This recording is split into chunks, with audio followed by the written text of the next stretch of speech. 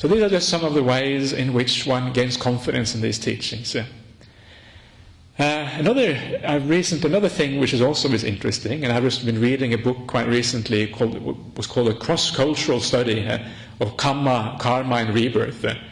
And it's fascinating how many places around the world that this idea of rebirth actually exists. And also the idea of karma actually exists. It's incredible how many places this is the case.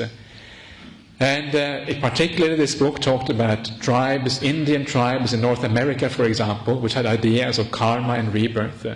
Talks about many people in Africa, African indigenous cultures, have ideas of rebirth and karma. Tribes in Siberia, which have these ideas. Tribes in Melanesia, like Indonesia and some of the other Pacific islands.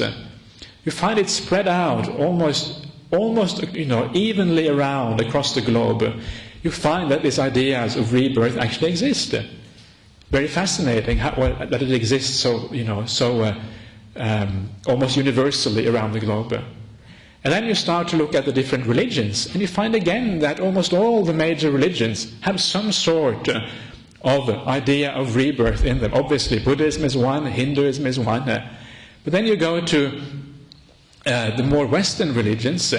Take Christianity for one, and it's very interesting that Christianity had an idea of rebirth for a long time in its early history.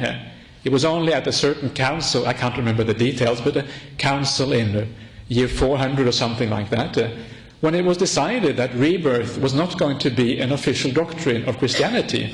But until that time, there were many people in the Christian church and many of the early Gospels which actually taught rebirth.